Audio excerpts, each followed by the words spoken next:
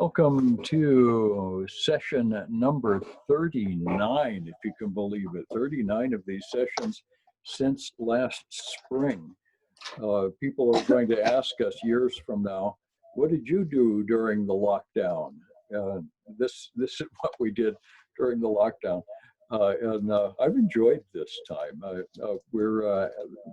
We're not quite done yet. We've still got the prophets to go and the end of Old Testament history, but we really are winding down. We're moving toward the end of the Old Testament. Last Friday or last Wednesday, we got a start in the book of Isaiah. We're going to pick that up at Isaiah chapter 7. Chapters 7, 9, and then 11, 12 are some of the key messianic chapters in the first part of Isaiah. Second half of Isaiah, from chapter 40 on, has lots and lots of messianic chapters. All of the suffering servant chapters and the chapters about the second coming fit into the second half of Isaiah. This first half of Isaiah is mostly judgment. And so the chapters 7, 9, and 11 particularly, that are messianic, are outlining Messiah's career, and yet in the context of the immediate political military situation of Israel. It's a fascinating thing because there appear to be double references all through this section. Of course, the critics, and critics come in all different flavors. And I don't like very many of them. The critics believe that this is proof that Isaiah has nothing to say about the future, that he was only interested in his immediate political situation. The alliance between Damascus and Israel, for example, that sort of thing. What we call the Syro-Ephraimite War, which is, on the grand scheme of things, irrelevant. It forms context for what we're going to read today. But the point that Isaiah is making is of universal significance. And for us to miss that is a kind of myopia. It's a nearsightedness. We're neglecting the main thing in order to look at the details in the weeds. And so I'm going to avoid that. We're going to go looking at what is really happening on screen. Let's see. Optimize, share computer sound. Okay, here we go. And we'll see if this all works the way it's supposed to. I've got an echo. I'm going to have to kill this. Bummer. Okay. Yep. Yeah, I need to leave the meeting. I hate to, but I need to. Okay. I don't know why I'm getting an echo on my iPad, but it comes back through and is a big problem. Chapter 7 through 11, what we call the book of Emmanuel. Emmanuel is the name given to the Messiah. It's a Hebrew word that means God with us. So is a reference to the Incarnation. When at Christmas time we sing the song, O come, Emmanuel," this is the passage that comes from. Chapter 7 is very famous. This is the virgin birth chapter. I'm going to argue that what we're seeing here is a double reference.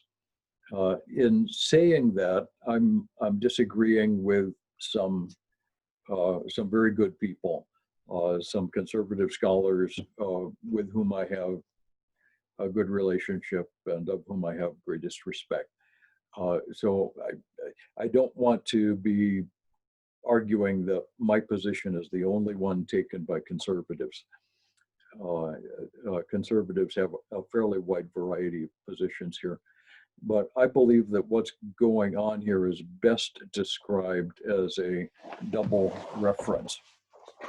This is not, it may be primarily a reference to the virgin birth of Christ, but there is a closer reference as well. And the reason for that is because of the historical context that I was mentioning earlier. There's a war going on, and we call it the Syro-Ephraimite War. And it's a war between that involves Judah in the south. The king at the time is King Ahaz, and he's wondering whether to make an alliance with Syria or with Egypt against the northern kingdom, which has allied itself with the Syrians, therefore Syro-Ephraimite. And it's all very complicated, and it goes off and on, and there are a variety of different political things that are happening, none of which are very good, none of which are particularly honorable. And it's in the midst of that, in the days of King Ahaz, this is 7:1, the son of Jotham, son of Uzziah, king of Judah, Rezin, king of Syria, Pekah, son of Remaliah, king of Israel, came up to Jerusalem to wage war against it, but could not yet mount an attack. And when the house of David was told, Syria is in league with Ephraim, the heart of Ahaz and the heart of his people shook, as the trees of the forest shake before a wind. I'm looking out my window at a forest of fir trees that are shaking with a great wind. And it's the same difference. And the Lord said to Isaiah, go meet Ahaz, you and your son Shear-Jashub, at the end of the conduit of the upper pool on the highway to the washer's field. One thing I like about the Bible is that when you study it, you're dealing often with real identifiable places. If we were to go to Jerusalem today, we could find probably the evidence of the conduit of the upper pool and the washer's field. We know that's in the Kidron Valley. We know that it's not too far from the city of David. It's at about the spot where Kidron runs into the Hinnom Valley. And there are several conduits to choose from there. It's all this, the historical stuff is all right there. And Isaiah builds all of his message into the historical background. And the message in verse 4 is, be careful, be quiet, don't fear, don't let your heart be faint because of these two smoldering stumps of firebrands, at the fierce anger of Rezin and of the son of Remaliah, because Syria with Ephraim and the son of Remaliah has devised an evil plan against you, saying, let us go up against Judah and terrify it, and so forth. Thus says the Lord. This is in verse 7. It shall not stand. It shall not come to pass. For the head of Damascus, or head of Syria is Damascus. The head of Damascus is Rezin.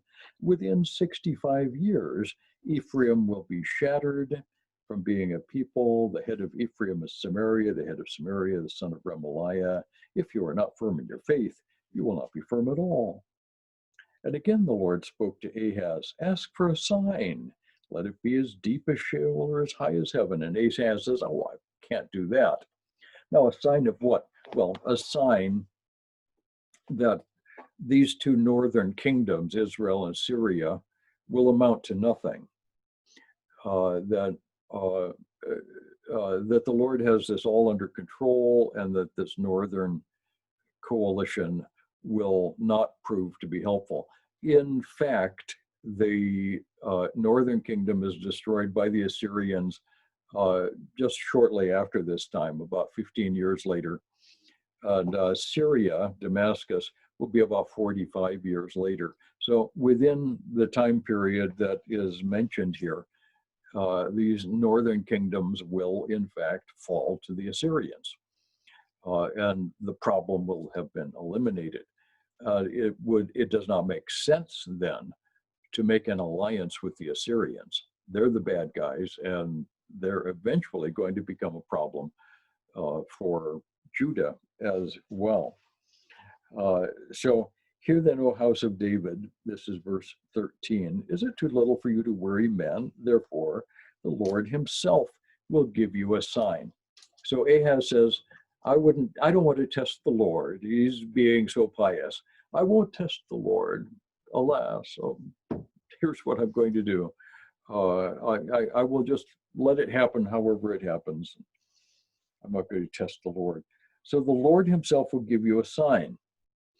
A sign of what? That the northern kingdoms are going to be destroyed, of course. And it's something that needs to happen within the next few years. Behold, the virgin shall conceive and bear a son, and shall call his name Emmanuel.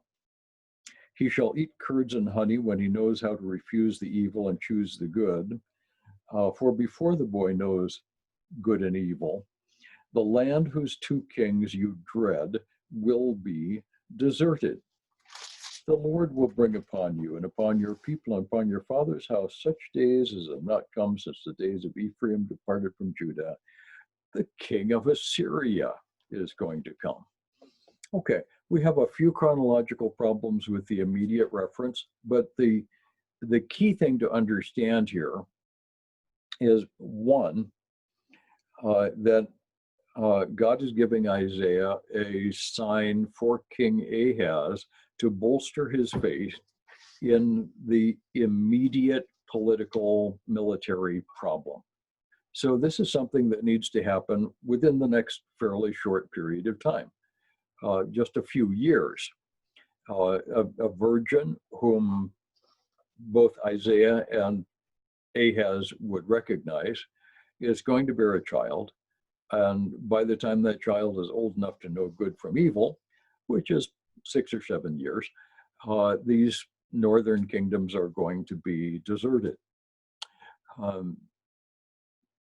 So the virgin is somebody within Ahaz's court or someone in their circle. The second element of this,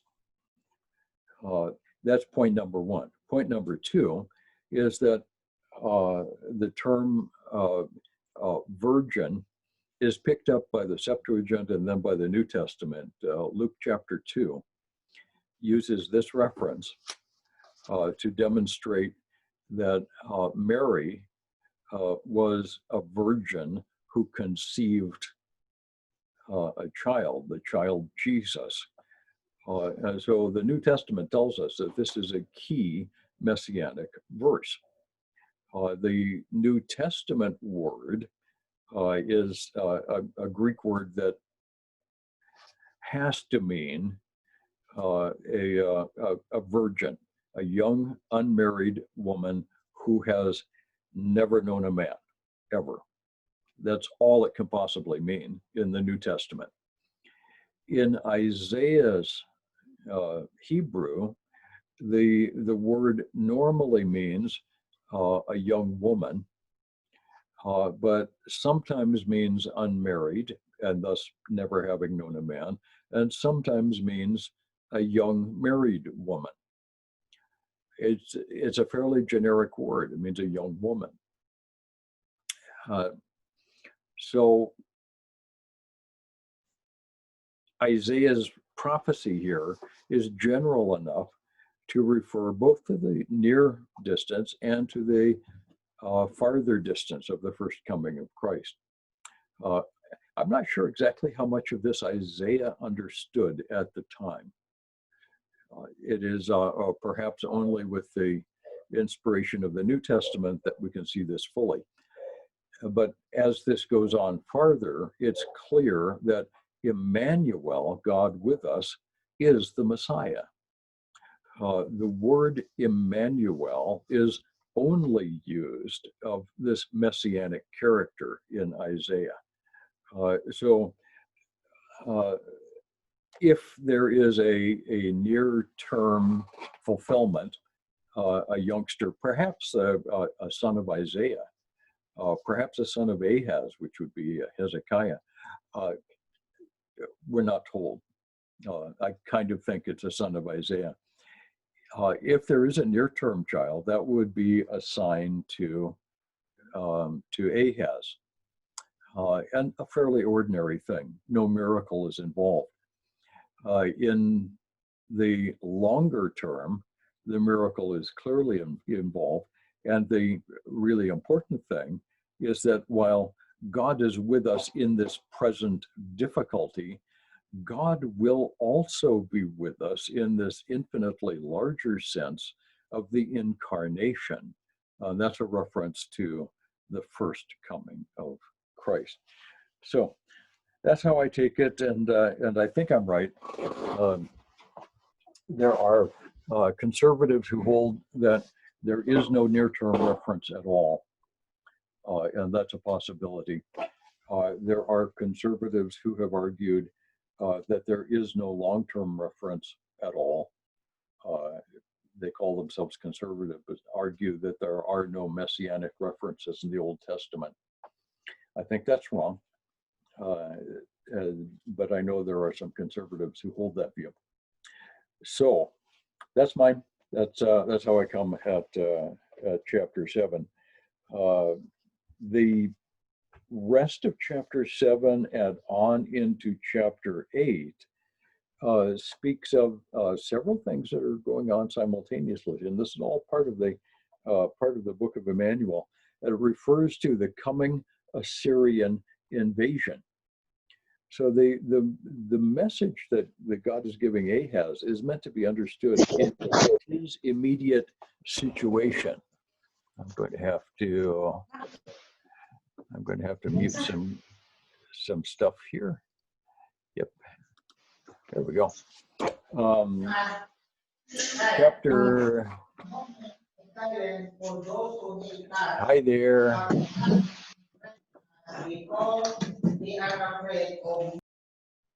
There we go.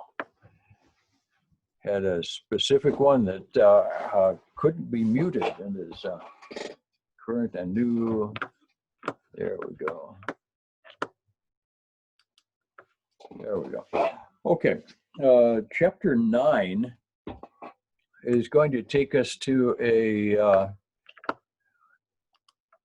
different and really interesting layer.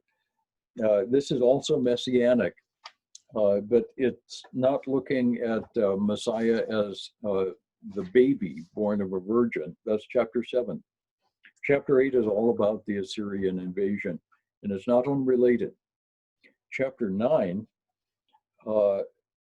is talking about the gloom in the north, Galilee of the Gentiles, Zebulun and Naphtali, the Galilean tribes, which were overrun by the Assyrians.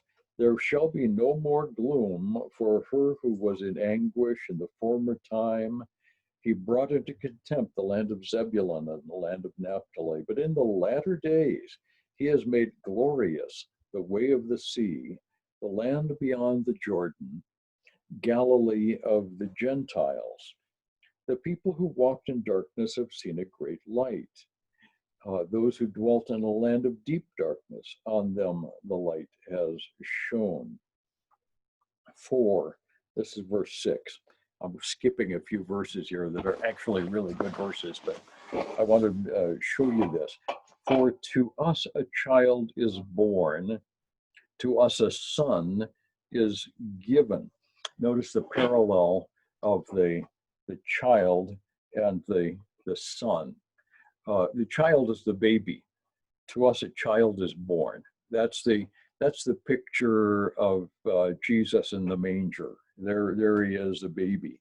To us, a son is given. The word son here refers to the heir of the king. And the heir of the king is the next king.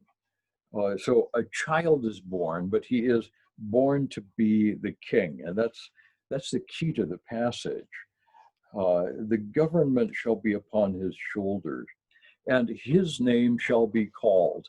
And I want you to see this, and I'm wishing I could make my iPad work.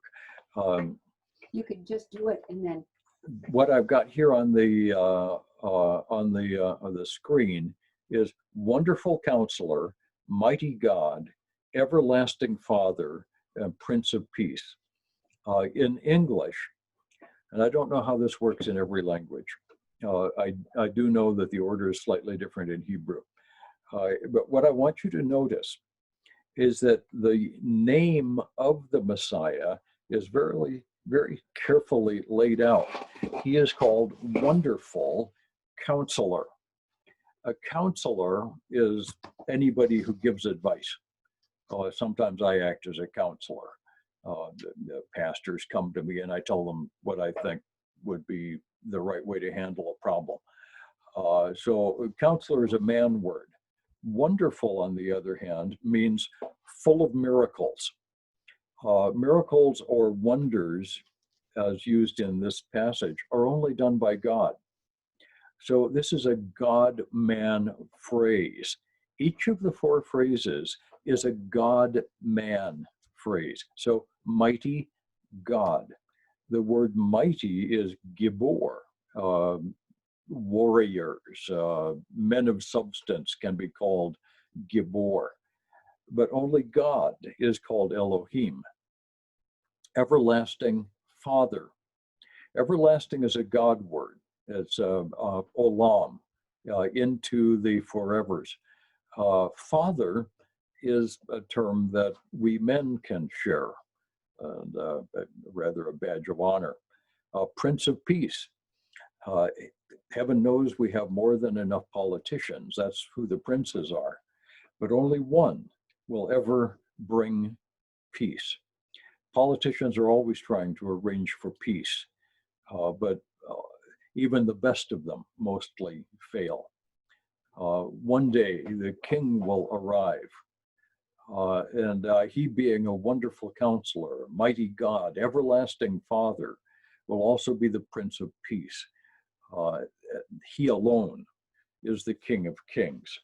And as this passage goes on, verse 7, of the increase of his government and of peace, there will be no end.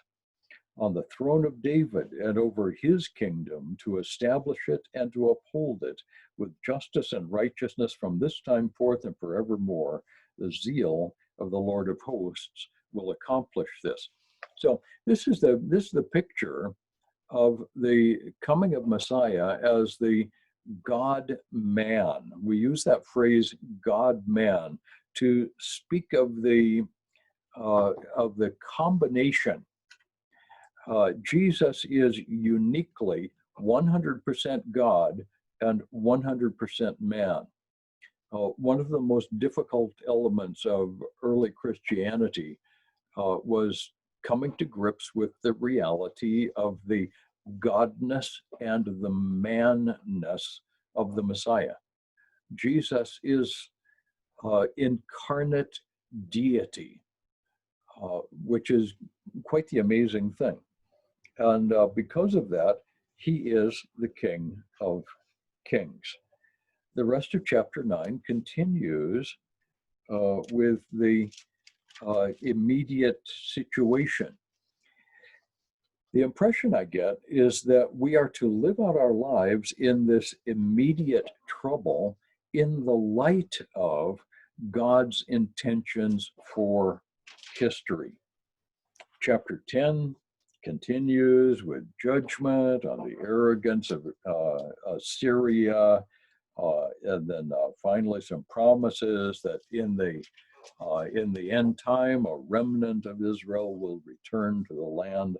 But one day, at the end of the day of the Lord, chapter 11, the shoot from the stump of Jesse, a branch from his roots, will bear fruit. This is the Messiah, and the the Messiah operating under the power of the Spirit of God will set up what we call the 1,000-year or the millennial kingdom. That's a New Testament clause.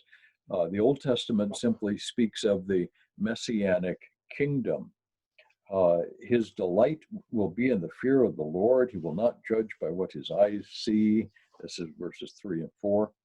But with righteousness he will judge the poor and decide with equity for the meek of the earth. Verse 6. The wolf shall dwell with the lamb, the leopard shall lie down with the young goat, the calf and the lion and the fatted calf together, and the little child shall lead them. Verse 9, they shall not hurt or destroy in all my holy mountain. So apparently there's a reversal of at least some parts of the curse. There will be no war. There will be no carnivorous animals. Lions and wolves and whatnot will apparently be able to eat grass during the millennial kingdom. It's an amazing thing. And so I like to tell my my Reformed friends who believe that we're in the millennium now, that the church age is the kingdom age, that they need to do a test of this once in a while to see whether or not we are actually in the, there's 9 and 10, the doom of Israel and Syria. There's the glory of Messiah's kingdom, finally. If you really want to tell if we're in the millennial kingdom, what you need is a lion and a lamb.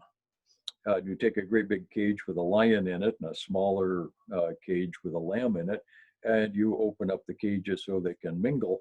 And if the lion eats the lamb, then we're not in the kingdom yet. I told this to my students many years ago, and they suggested that it would be kind of expensive to test the millennium very often. So they suggested a portable millennium tester. You take an 18-pound cat in a cage and hang a little wooden box along one side with a mouse in it. And every once in a while you open up the mouse cage. And if the cat eats the mouse, then we're not in the millennium yet. That's told, okay, with my tongue in my cheek.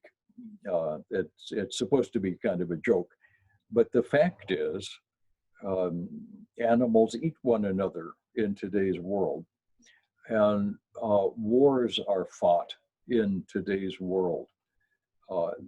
The reign of peace and righteousness that is predicted is not here yet. It is not possible to say that we are now in any literal sense in the millennial kingdom. It just isn't possible. That means because all of the promises of Scripture will be fulfilled, that we are still looking forward to the Messianic kingdom. Chapter 12 is a picture of worship in Messiah's kingdom. It's a song of worship. There's some good stuff in here. Verse 3.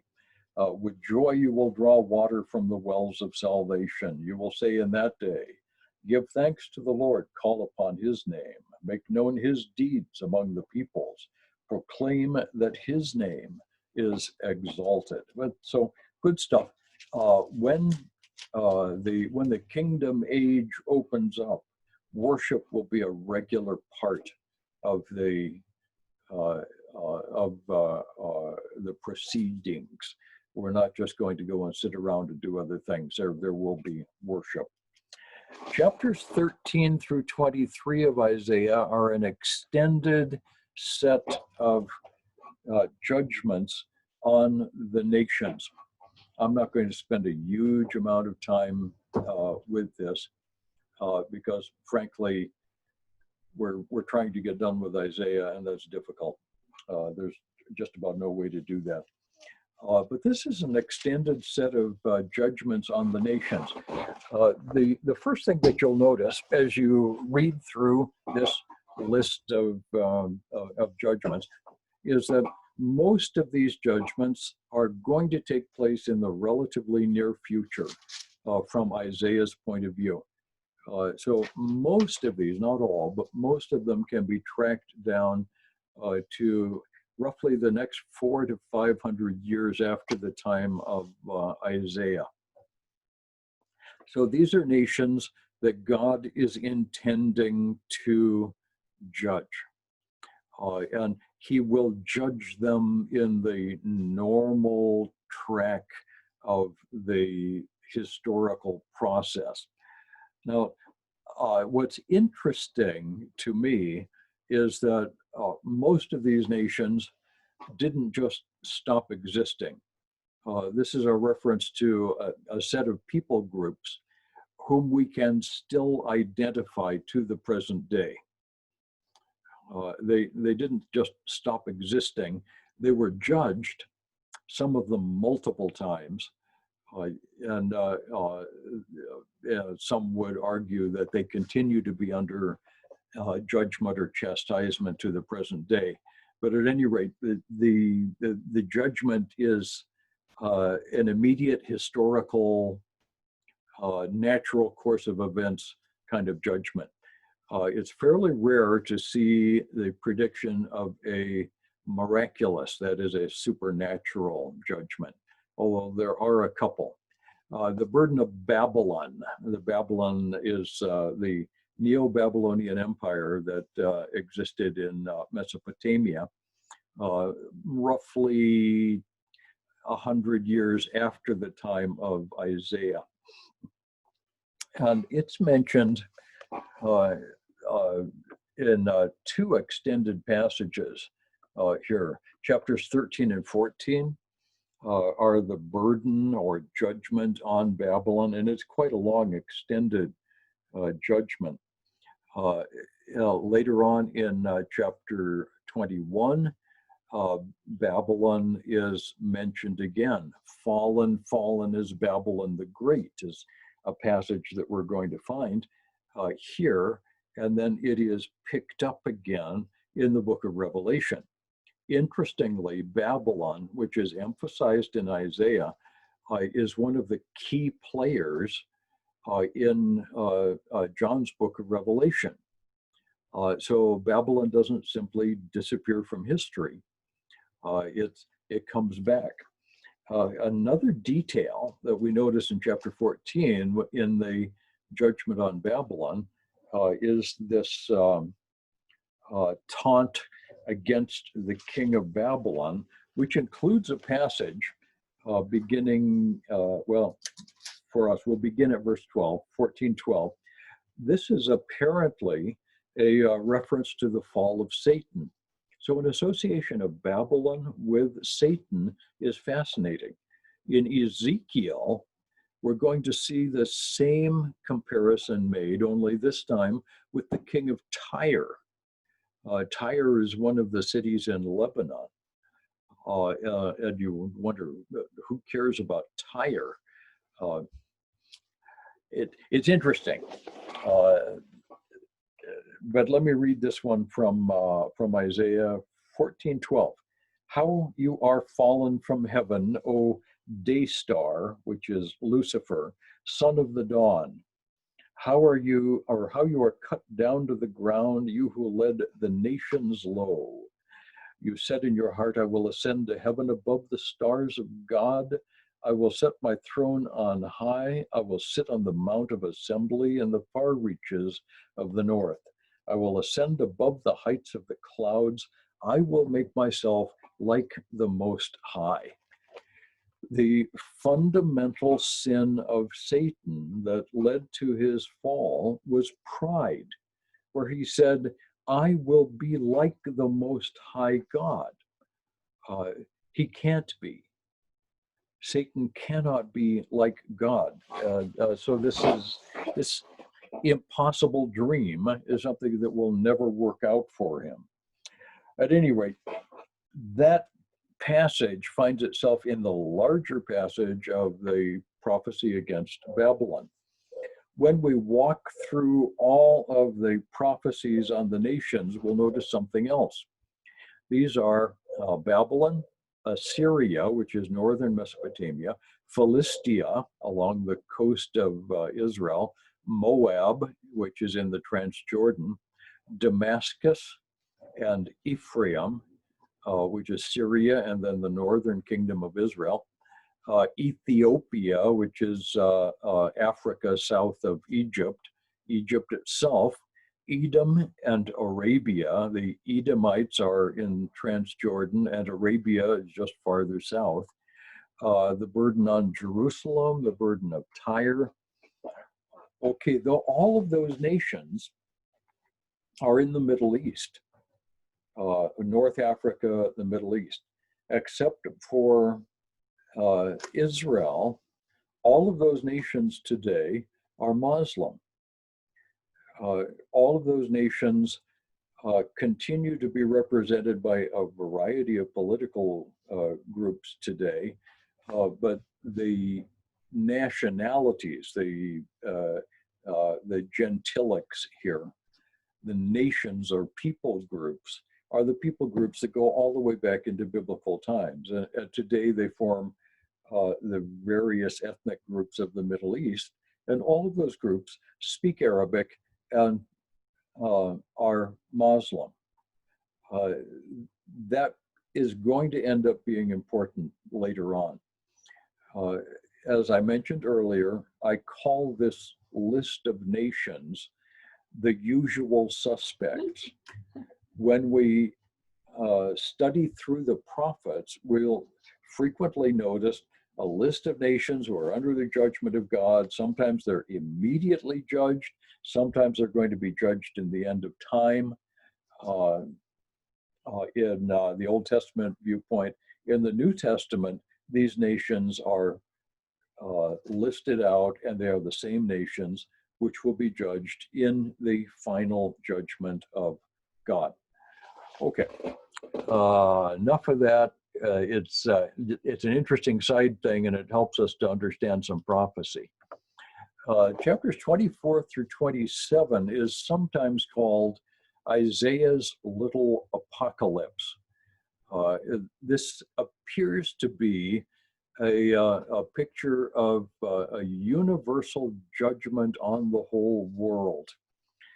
Some have argued that the little apocalypse refers primarily to the region, to the Middle East, with Israel at the center of it. And that within Israel there is a remnant that is saved during this time. If that's so, then it's the same picture that's being drawn in the book of Revelation. So some have argued that this is worldwide, some have argued that it is local. I think there are both elements present, and we're going to see that also in the book of Revelation. By the time we get to chapter 25, there are blessings of the kingdom age. I've mentioned earlier that the day of the Lord, which is the key eschatological term, this is the key prophetic term that we're going to deal with, includes a time of great trouble with wars and rumors of wars and a dictator known as the Antichrist. All of the tribulation stuff comes first. Then there's a longer period of the kingdom age. And the same pattern is shown here. Chapter 24 is the worldwide judgment. Chapter 25 and 26 and 27, the glory of Christ's kingdom age. And so there she sits. In chapter 28 through 33, we see developed a thing that most judgments call the Book of Woes. Judgment on the north, judgment on Judah, warnings against Egypt, Israel's restoration, and the pouring out of the Spirit in chapter 32. And then finally, Israel's blessings finally to be realized in chapter 33. Chapters 34 and 35 summarize the day of the Lord. Chapter 34 speaks of the, apparently, just a quick reading of this, looks to me like the first 15 verses are about the Battle of Armageddon. This is a definite, gigantic war. Draw near, O nations, to hear, give attention, let the earth hear and all that fills of the world and all that comes from it. For the Lord is engaged or enraged against all the nations, furious against their host. He has devoted them to destruction. He has given them to slaughter. The mountains will flow with their blood, and so on. This appears to be the description of a huge battle involving all of the nations. Now, it's quite likely that all of the nations involved, all of the nations of the Middle East involved in the list of the usual suspects, but there may be more involved. The Bible is not explicit always. In the midst of all of this, in verses 16 through 17, just the end of chapter 34, is the promise of restoration for Israel. That all through chapter 25, the restoration of the ransomed in the land. So here again, the summary, there's a time of judgment on the nations, and then the blessings of restoration for Israel in the day of the Lord, 34, 35. 36 through 39 is a complete shifting of gears. So we've got chapters 1 through 35, which are mostly about judgment, with some images of restoration along the way. 36 through 39 is a couple of images of the historical situation.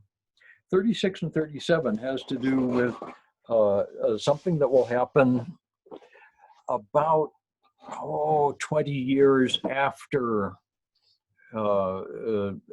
Isaiah's previous messages. This is the historical invasion of Judah by the Assyrian king Sennacherib. Sennacherib was a genuinely evil character. He followed on his father Sargon II and became quite the great king. He fought against the Babylonians and drove back Merodach Baladan, who was getting to be a pretty uppity king of Babylon. The Assyrians under Sennacherib were trying to become a major world power. In 701 BC, in the fall of 701 BC, Sennacherib invaded Judah and laid siege to the city of Jerusalem. He also did some other important things. He put a blocking move on Egypt. The Egyptians tried to come up. He put a blocking move on the Philistines. He cut off several other small nations in the region. It was actually a fairly complex, double-thrusted invasion. Sennacherib did quite a job of it. The army that surrounded Jerusalem in 701 BC, in September of 701, included 185,000 soldiers. Now, I've mentioned once before that the Old Testament numbers are sometimes a problem. This is one of the places where the Old Testament numbers are a bit of a problem. Those numbers are way too big. It's unlikely that any ancient Near Eastern army had that many soldiers. But for now, we won't worry about it. 185,000 is a nice round number, and that's good. Isaiah has a good working relationship with King Hezekiah. Hezekiah was a reasonably good king. And under Isaiah's mentoring, Hezekiah got through this threat from Sennacherib. And Isaiah said, "Don't be making any rash decisions here. You're going to be okay. You just continue to stand. Don't give up." And the following morning, the Assyrian army was dead. And people looked out, and there they were, a bunch of dead bodies. So Sennacherib, along with his staff and his bodyguard, apparently, went back to Nineveh, and there he put up a monument to his battle. And among other things, he says, this is the so-called Sennacherib stele. He says, Hezekiah, the king of the Jews, I shut up in Jerusalem, his holy city, like a bird in a cage. And he puts a period there and doesn't mention, oh, by the way, I also lost 185,000 soldiers. Sennacherib was like probably every politician since the dawn of time. Now he was concerned about his publicity releases. So he doesn't mention that he lost his army, only that he triumphantly laid siege to Jerusalem. Well, the siege was broken, and that was ended. That happened in 701 BC. We see this same passage, or this same historical reference, in the books of Kings and in the book of Chronicles. It's with slightly different details, and we've got some interesting synoptic things going on. But the event really happened. We know that Sennacherib didn't last long after this event. He was assassinated by one of his sons, who became the next king of Assyria. So fairly standard thing. The next section of this historical business is the Babylonian threat. We're first told in chapter 38 about the miracle of Hezekiah's extension of life. Hezekiah apparently had an illness, and Isaiah told Hezekiah, "Get your house in order, you're going to die." And Hezekiah prayed, and God was gracious to him this time, gave him an additional 15 years of life. That's confirmed by the miracle of the shadow going backwards on the stairs. So it's a pretty good thing. But in chapter 39, we're told something else that happened in Hezekiah's reign.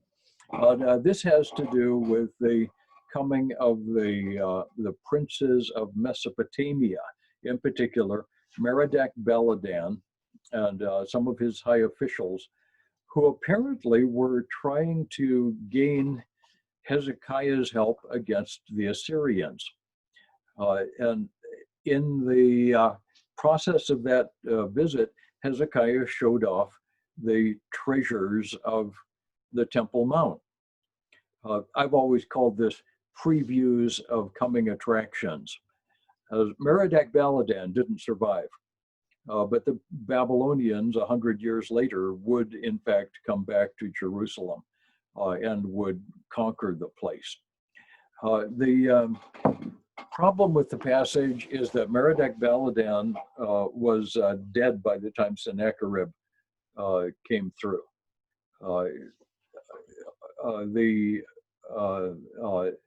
The envoy to Jerusalem had to have happened in about 714 or 713 BC. So the two events, the Assyrian invasion and the Babylonian invasion, are actually inverted in the text. They're chronologically out of order. It fits because the Assyrian threat is a part of the first half of the book of Isaiah. The Babylonian experience with the exile is looking forward. all of chapters 40 through 66 are written with the Babylonian exile flavor. So this is clearly a transitional historical passage that is deliberately meant to look back and to look forward by a single author who understood how the whole book was going to lay out. I really like that kind of stuff. It's a bit of it's a refutation of the modern critics who say Isaiah couldn't have been written by one man because he obviously knows too many things that happen later. But of course, that's the whole point. I'm going to show you, I think this will be the end of our stuff today. I'm hoping that this will work. And Donna, you may be able to tell me if it does. Can you set yours up downstairs? Or you want to talk to Stephen? I'll text Steve real quick and I'll set it upstairs. Okay. When is it supposed to be working? Well, we're supposed to be getting sound. Okay, I want to show you something here. This is a video from the Israeli Antiquities Department. They've publicized sometimes stuff that's found in Israel.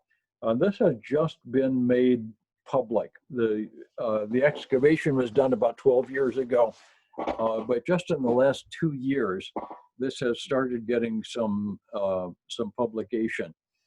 The seals in the ancient world were used to seal letters. They didn't have glue that you lick to seal an envelope. So a scroll would be rolled up and a piece of clay would be, or wax, would be pushed onto the letter, and then a seal would be pushed into the wax or the clay, and that would form what we call a seal impression. In a house in Jerusalem, the archaeologists found about 3 meters apart 2 seals as a part of a group of 30 seals, one belonging to Isaiah and the other belonging to King Hezekiah. The seal of King Hezekiah was immediately recognized. We saw the name, and the Hezekiah, who was obviously King Hezekiah. It was exactly the biblical spelling. But Isaiah is a seal that they found just a bit later. So I want to show you this and see if I can make this happen. There we go.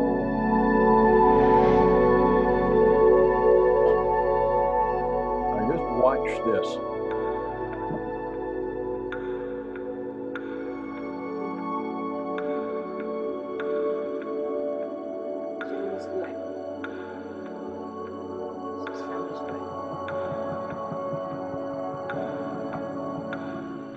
Now, the bulla of King Hezekiah was part of a assemblage. It didn't come by itself. First, I'm going to stop for just a second. I want to introduce this lady.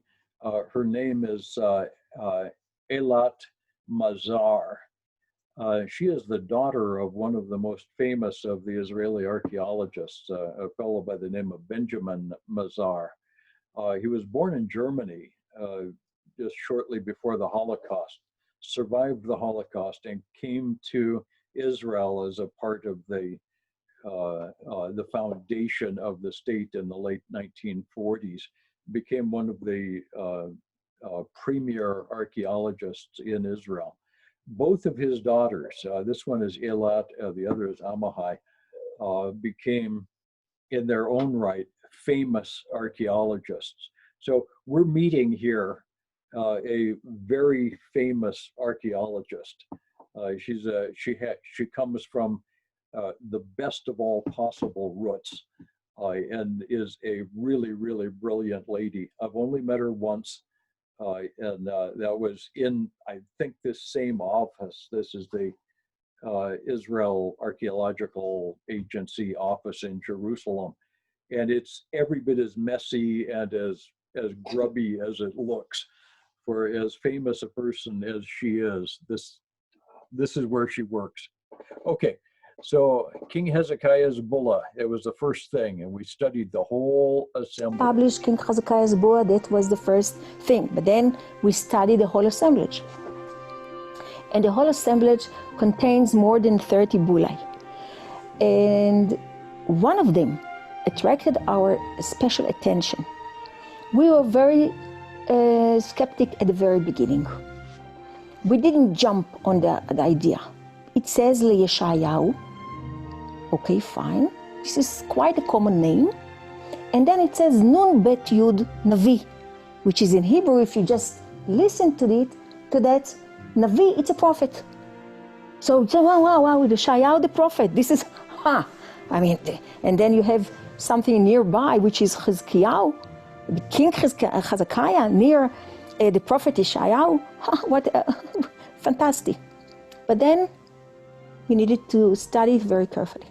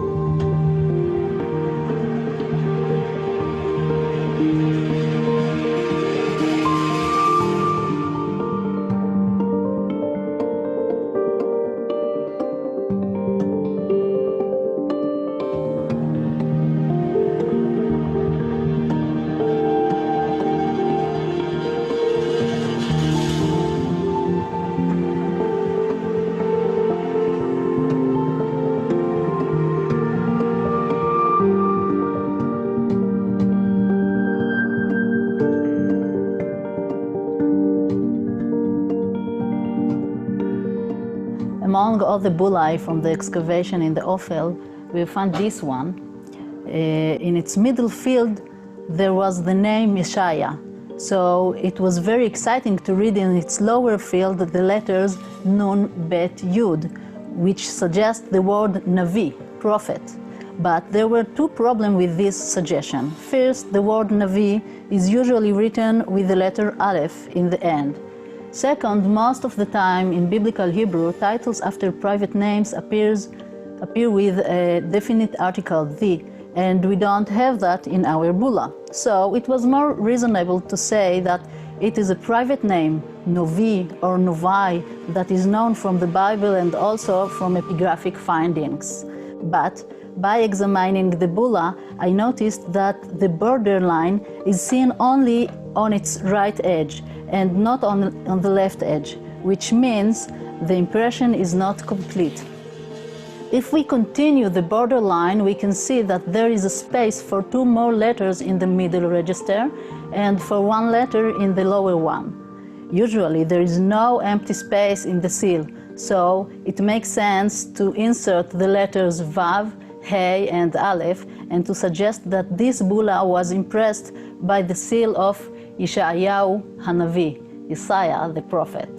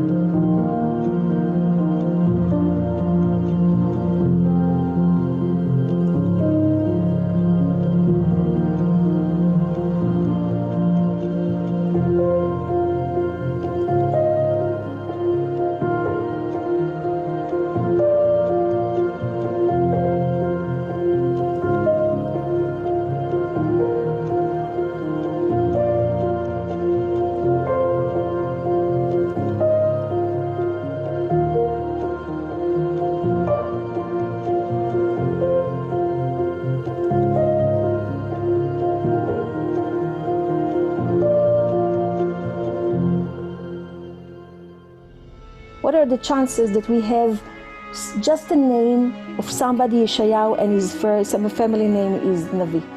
It can be, but it's kind of imaginary. Really? These 2 bulan of these 2 people that were so closely together described in the Bible are found in the same layer, just 1 meter at a distance from each other. The same context, the same layer. So it strikes very clearly that we're talking about the same 2 people. And to think it is not this person, it's another Yeshayahu. And his name is Navi, which is a prophet in Hebrew, okay, missing the Aleph still, it can be there. And his name is Navi, the family name is Navi. It's a, not only imaginary kind of, it seems like it can't be.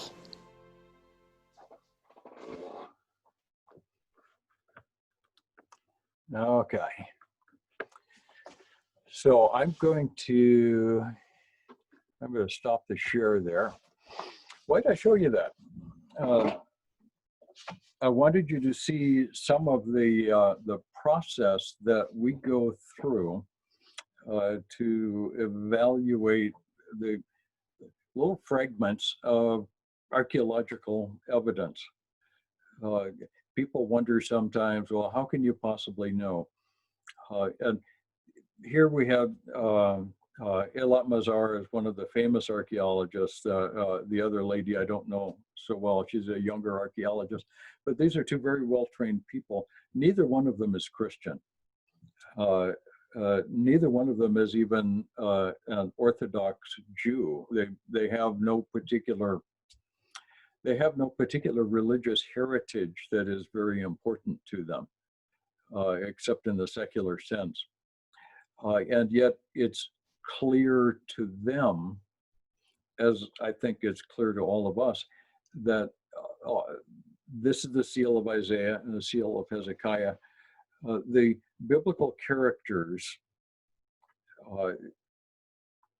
were in that same room, perhaps signing things at the same time to send them out on whatever journey. And that's what we would expect if Isaiah is writing in a historical context. The Bible is not myth. The Bible is not a fairy story. The Bible is not somebody's made up thing to try to justify Israeli possession of the land. These things really happen to real people in a real time in a real place. And the trivial details of archaeology demonstrate the truth of God's word over and over and over and over again.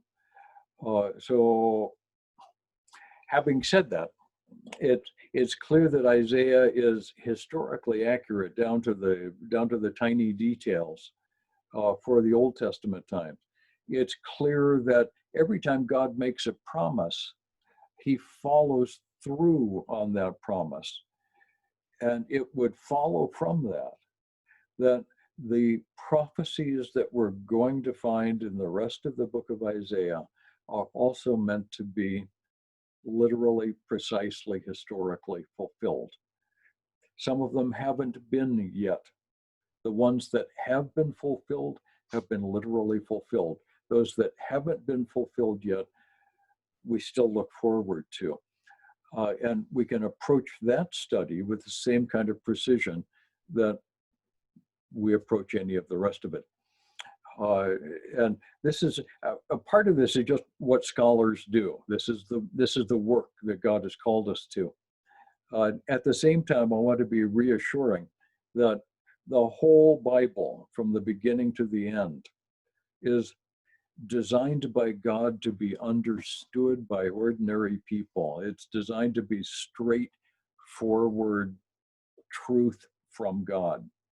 We can rely on the whole Bible. And every once in a while, we're going to get lucky and get support for that position from a particular bit of archaeology. It just happens, here's a bit of archaeology from Isaiah. And I was excited to be able to show you that. Okay, I'm going to unmute us all so we can say hi. And go back to the screen, unmute everybody. And there it goes. Okay, Don, Oscar. Thank you, Dr. John. Yeah, bye-bye, Thank you. Pastor Joel, Pastor Willie, Pastor Mike. Yeah, good to see all of you guys. Thank you for your patience. It's good to have you with us. We look forward to seeing you in person. Don't know when that can happen, but we got to do that. Bye-bye, and Oscar, I hope you get out of there. Yeah. And Don, hope you get out from under your quarantine. God bless everybody. All right. Good Thanks, evening. Olivia. Bye-bye. God bless. Bye. Bye, Bye-bye. Don.